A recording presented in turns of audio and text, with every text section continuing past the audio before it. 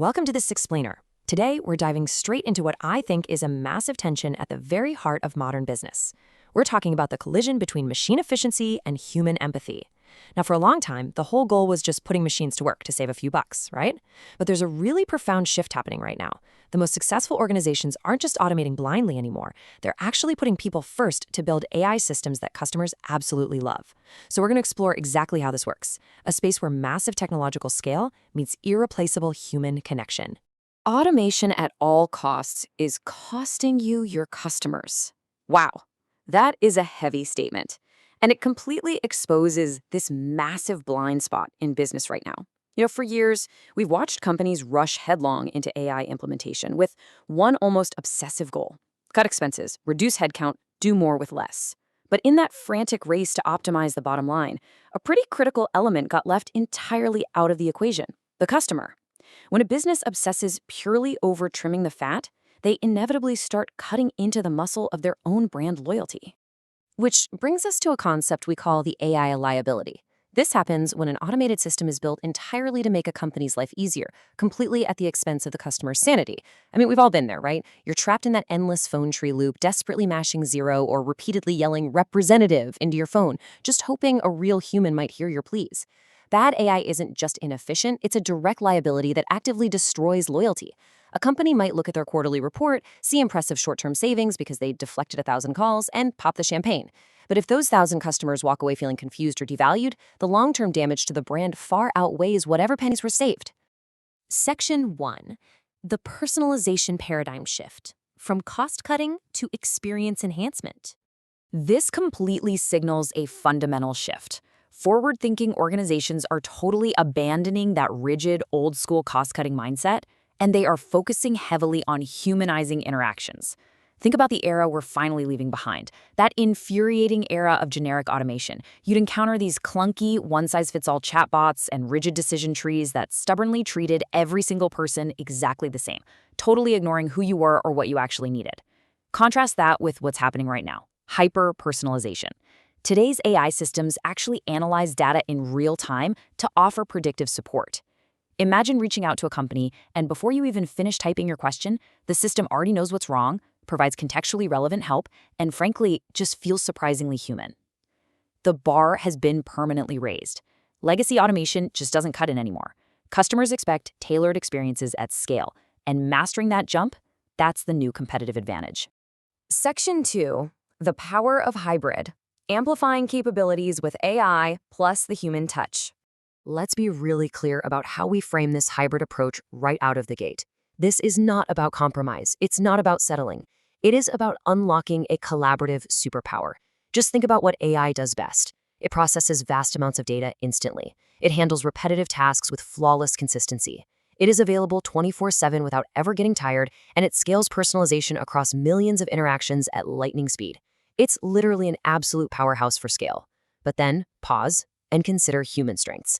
We bring emotional intelligence, we have empathy, we step in with creative problem solving for those weird, unpredictable edge cases, we build authentic connections, and we gracefully handle complex, deeply nuanced situations.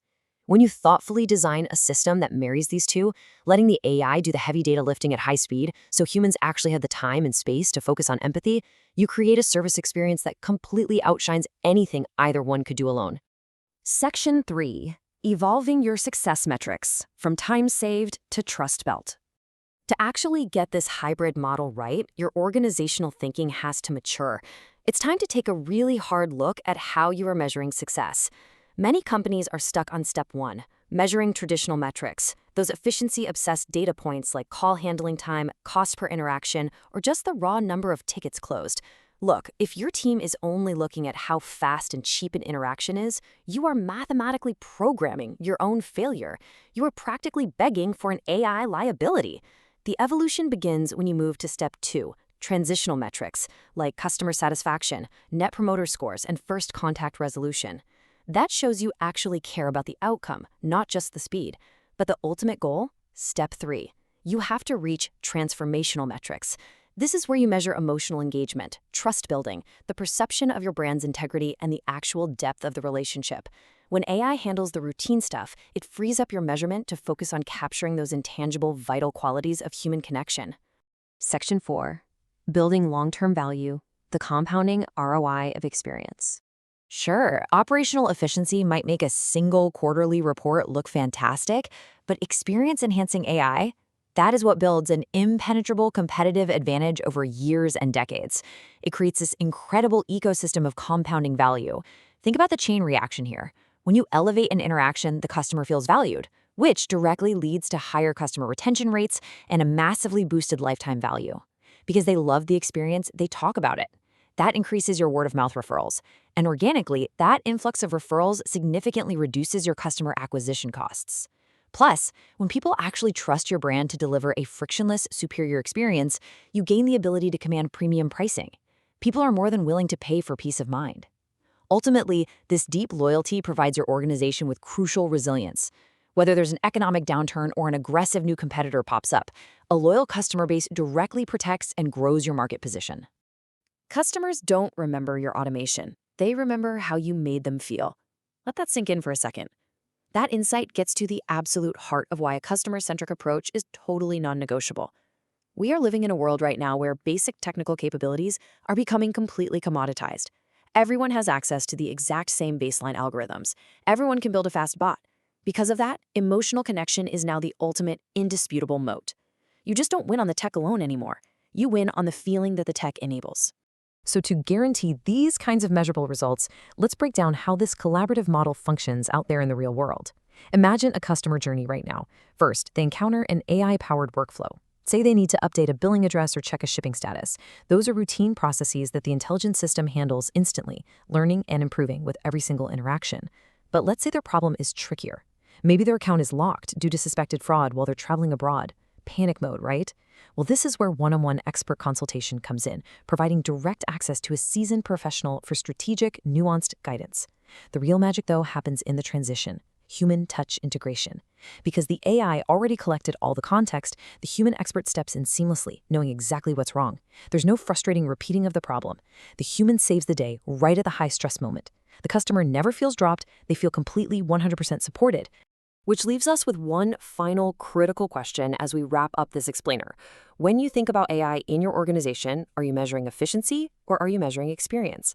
The answer to that question reveals whether you're just optimizing for fleeting, short-term gains or if you are truly building for a lasting competitive advantage. The absolute most successful organizations out there are finding ways to elevate the quality of their human interactions while still reaping the operational benefits of intelligent systems. So think deeply about where your metrics lie and what kind of relationships you are building. Thank you so much for exploring this with me today. Keep putting people first and let that question linger.